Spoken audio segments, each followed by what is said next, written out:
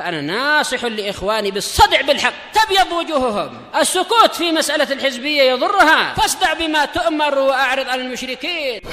سلامي على دماج ورجالها والشيخ يحيى ودار العلم يا سعد بانيها. بارك الله فيكم. بسم الله الرحمن الرحيم. الحمد لله حمدا كثيرا طيبا مباركا فيه كما يحب ربنا ويرضاه.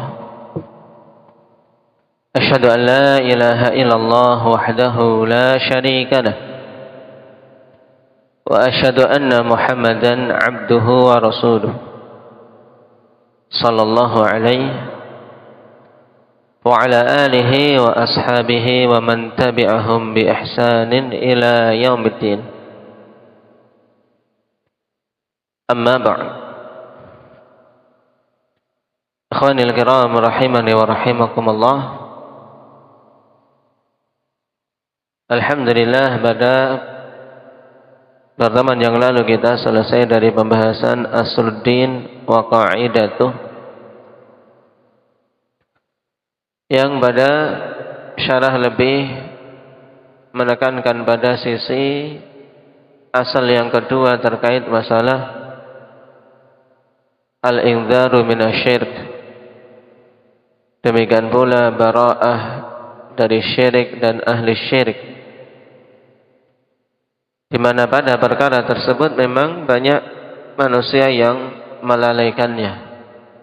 Terlebih lagi tentang permasalahan wajibnya untuk kita memusuhi para pelaku kesyirikan, yang terkadang seorang tidak bisa membedakan antara wujudul adawah dengan izharul adawah. Dan ketika berusaha untuk mewujudkan izharul adawah juga banyak yang terjatuh dalam kekeliruan. Maka pembahasan tersebut akan dipahami dengan baik. Nah, sekarang kita masuk pada bab berikutnya terkait syurutu la ilaha illallah, tentang syarat dari la ilaha illallah, di mana kalimah ini merupakan kalimah yang agung, yang dengannya seseorang masuk ke dalam Islam, dengannya seseorang terjaga darah dan hartanya untuk ditumpahkan, dan di akhirat bagi siapa saja yang mengucapkannya dan memenuhi syarat-syaratnya, maka akan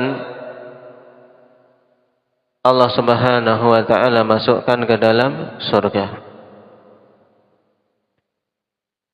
Baik. Dan sebelum masuk pada pembahasan syurut la ilaha illallah,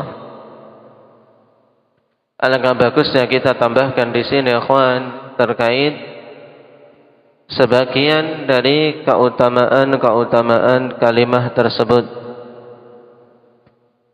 agar kita mengetahui pentingnya kalimah ini dan bahwasanya kalimah ini tidak akan bisa terwujud keutamaan-keutamaannya yang dijanjikan dalam dalil kecuali ketika terpenuhi syarat-syaratnya.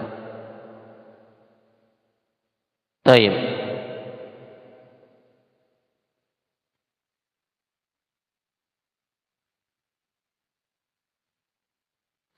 Dan dalil-dalil begitu banyak, ikhwani fillah, tentang keutamaan kalimah la ilaha illallah yang menjadi syarat utama untuk masuk ke dalam Islam.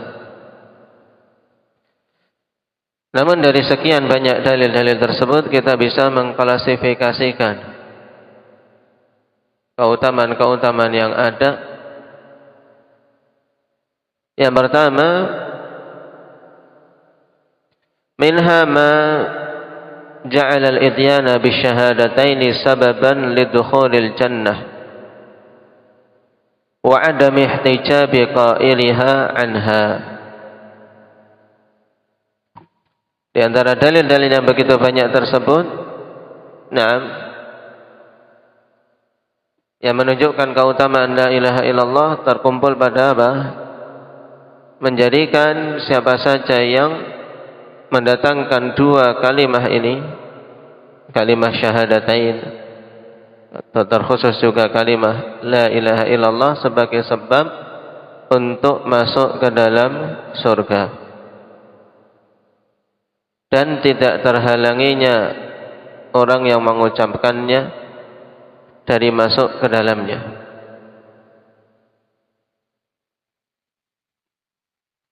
Di antaranya hadis Ubadah bin Samit radhiyallahu anhu di awal-awal kitab Tauhid, man syahida an la ilaha illallah wahdahu la syarika lah wa anna Muhammadan abduhu wa rasuluh wa anna Isa abdullahi wa rasuluh wa kalimatuhu alqaha ila Maryam wa ruhum minhu wal jannatu haqqun wan naru haqqun adkhalahu Allahul jannah ala ma kana minal amal. Ini diingat kembali dalam bab Fadli Tauhid. Hadis muttafaqun alaih. Kemudian dalam riwayat adkhalahu Allahu min ayyi abwabil jannati tsamaniyati sya'.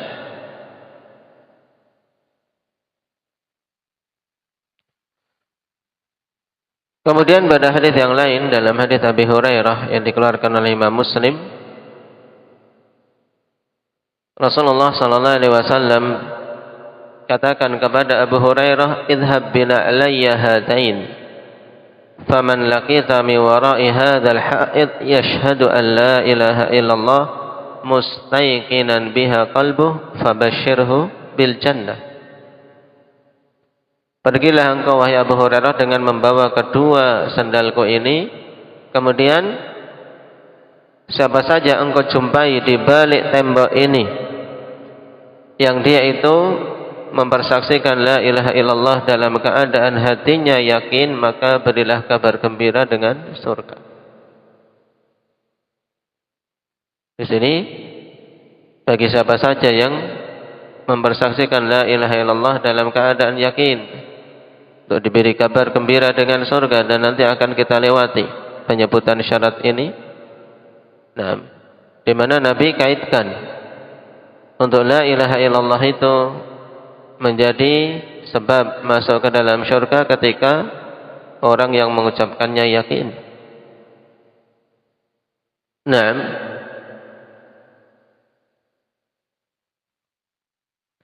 Demikian pula akhwan,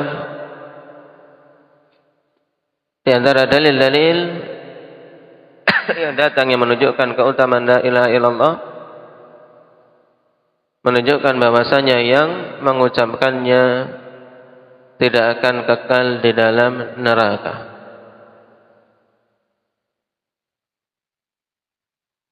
Tapi mereka mesti akan dikeluarkan dari neraka Allah Subhanahu wa taala seandainya mereka dihukum di dalamnya. Dan dalil-dalil ini banyak kita dapati disebutkan para ulama dalam bab syafa'ah.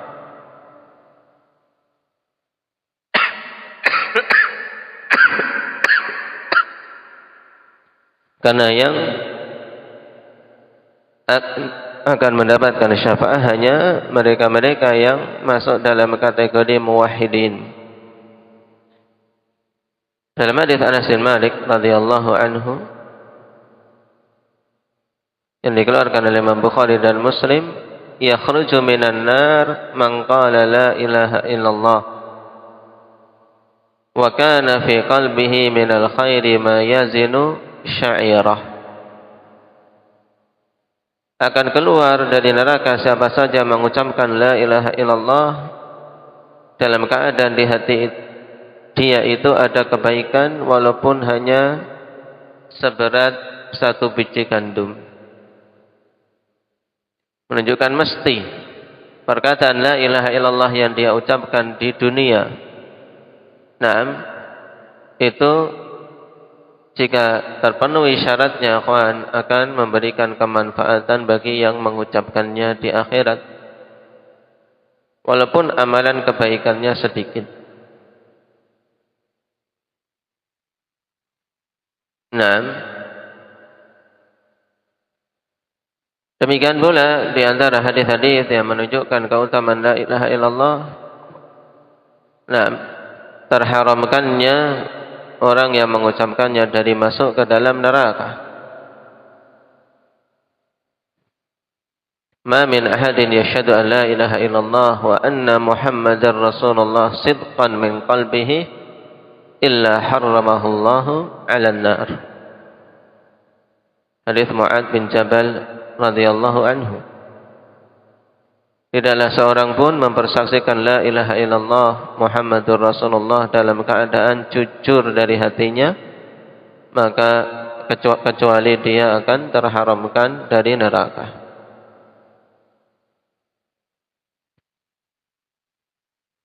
Dan ini sangat jelas menunjukkan keutamaan kalimat tersebut.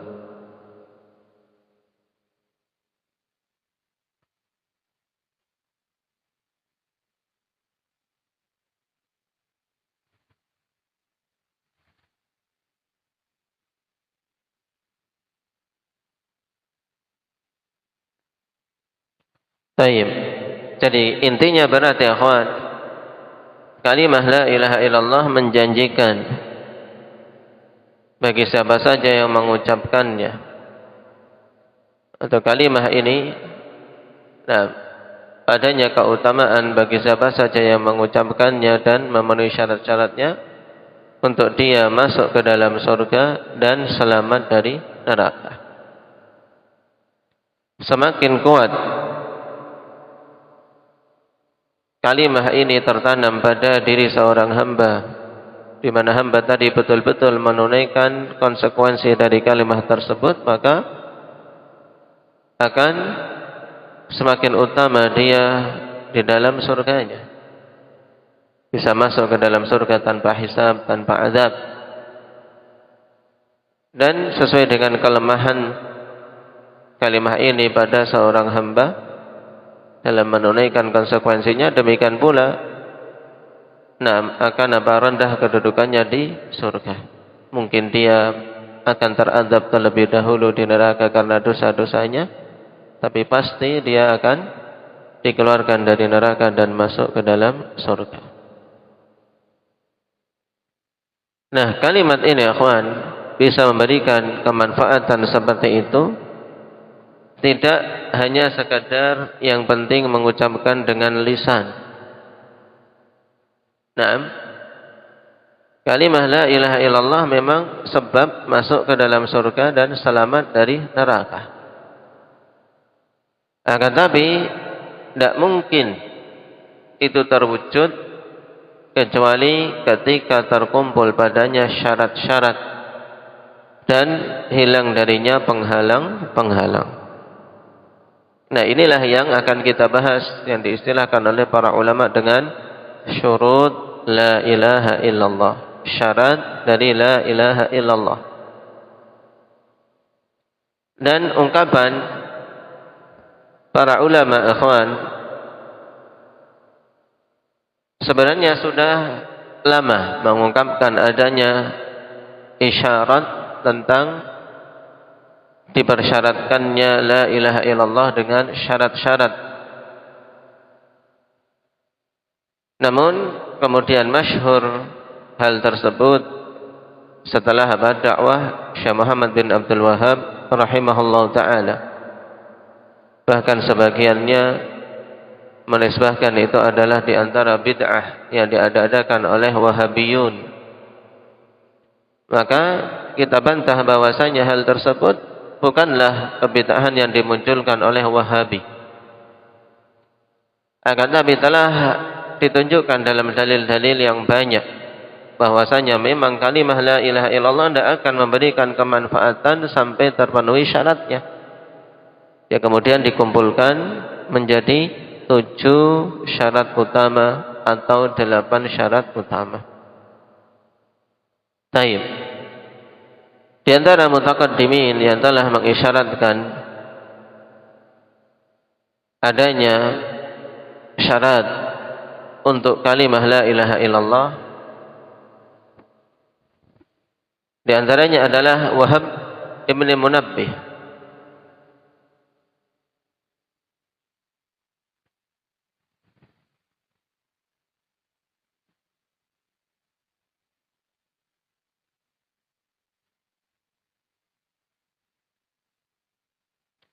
Qala Wahab ibn Munabbih liman sa'alah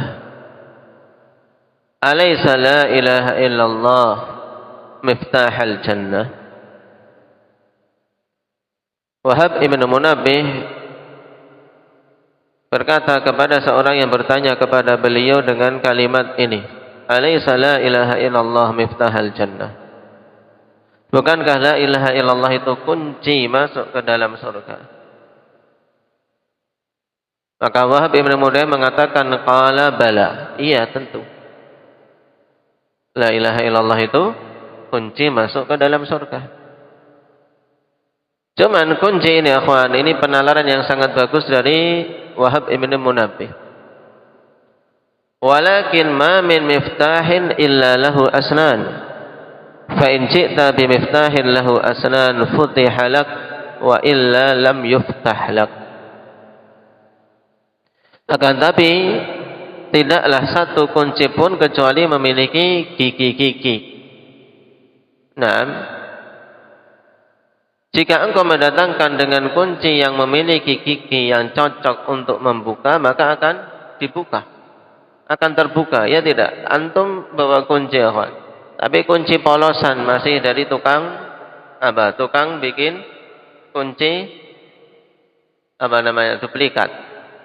Orang kalau di tukang duplikat kunci, dia menyediakan kunci banyak sekali, tapi masih apa? Masih polos ya kan? Belum ada giginya. Belum ada giginya. Bisa untuk buka enggak, Jabir? Hah? Enggak bisa. Untuk buka pintu enggak bisa. Kalau buka kaleng enggak bisa dipukul. Nah, untuk membuka pintu enggak akan bisa.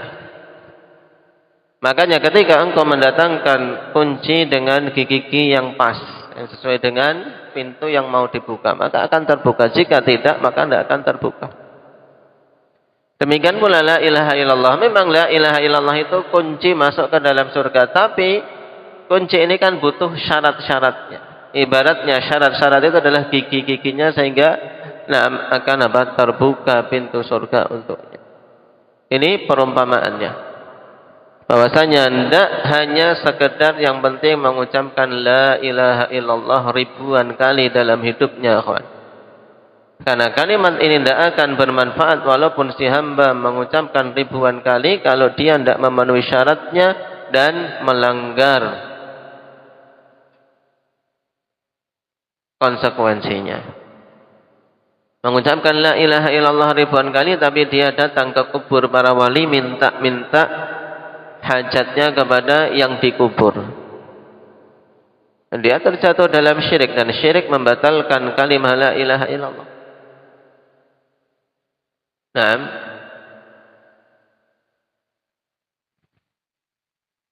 dan dikatakan oleh Hasan Al-Basri rahimahullah, qala Al-Hasan lil Farazdaq wa huwa bidafni imra'atihi ma a'datta li hadzal yaum.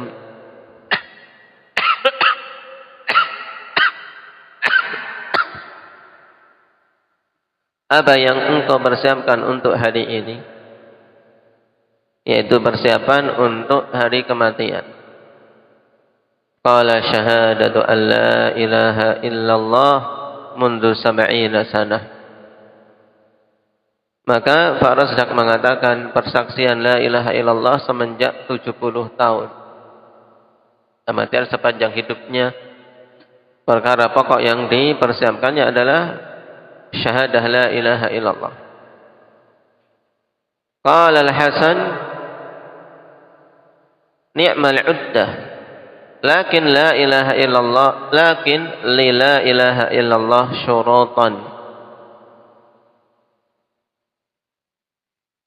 Maka Hasan mengatakan sungguh sebaik-baik persiapan, akan tapi untuk la ilaha illallah itu ada syarat-syaratnya. fa iyyaka wa qadfal muhsanah. Maka kemudian Hasan memberi peringatan, jauhi olehmu perbuatan menuduh wanita-wanita yang suci dari berbuat zina. Wa qila lil Hasan inna unasan yaqul man qala la ilaha illallah dakhala al jannah faqala man qala la ilaha illallah fa adda haqqaha wa fardaha dakhala al jannah. Ungkapan dari Hasan ini akhwan, di mana beliau tidak kemudian menerima begitu saja ungkapan manusia man qala la ilaha illallah dakhala al jannah. Siapa saja mengucapkan la ilaha illallah akan masuk ke dalam surga. Tapi beliau berikan penjelasan bahwasanya maksud mengucapkan la ilaha illallah bukan sekedar ucapan di lisan, akan tetapi man qala la ilaha illallah fa adda haqqaha. Siapa saja mengucapkan la ilaha illallah kemudian menunaikan haknya, wa fardhaha dan kewajiban-kewajibannya, dakhalal jannah maka akan masuk ke dalam surga.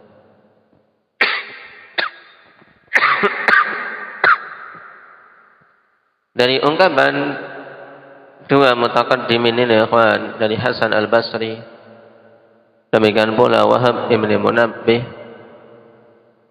Al-Hafidz Ibn Rajab rahimahullahu taala menyimpulkan bahwasanya al-murad min hadhihi al-ahadits anna la ilaha illallah sababun lidukhulil jannah wan najati minan nar wa muqtadin lidzalik walakin al-muqtadi la ya'malu 'amalahu illa bistijma'i syurutihi wa intifai mawani'. Ini intinya, yaitu hadis-hadis tentang keutamaan la ilaha illallah tadi itu tidak akan berfungsi, tidak akan terwujud pada seorang hamba kecuali dengan terpenuhi syarat-syaratnya dan terlepas dari penghalang-penghalangnya. Nah, berarti sebelum Syekh Muhammad bin Abdul Wahhab An-Najri rahimahullah taala ada isyarat dari mutaqaddimin, dari Wahab ibn Munabbih, dari Hasan al-Basri, bahwasanya la ilaha illallah itu ada syarat-syarat yang harus dipenuhi. Cuman memang kemudian masyhur dakwah tauhid dengan memerinci syarat-syarat itu berdasarkan dalil-dalil dari Al-Quran dan Sunnah setelah dakwah Syekh Muhammad bin Abdul Wahhab An-Najri rahimahullah. Nah, ini harus dipahami agar jangan sampai terkena syubhat mereka-mereka yang menuduh bahwasanya kalian wahai salafiyun atau wahabi menurut lisan sebagiannya, juga melakukan kebid'ahan. Contohnya bid'ah, mengadakan syarat-syarat untuk la ilaha illallah. Dari mana ini? Tidak ada hadis yang menyatakan la ilaha illallah syaratnya 7. Tidak ada ayat yang mengatakan la ilaha illallah syaratnya 7. Maka kita jawab, secara nas dengan lafaz itu memang tidak ada. Tapi ketika kita meneliti dan menelaah dalil-dalil akan kita dapati la ilaha illallah itu diberi qaid, diberi batasan untuk betul-betul bisa yang mengucapkannya mendapatkan keutamaan ketika terpenuhi syarat-syaratnya. Nah, ketika dikumpulkan dari hadis-hadis yang banyak dan ayat-ayat yang banyak, maka para ulama menyimpulkan ada 7 syarat pokok. Paham? Berarti kalau ditanya apa dalil penetapan syarat-syarat la ilaha illallah yang 7 ini, Hamzah, apa dalilnya?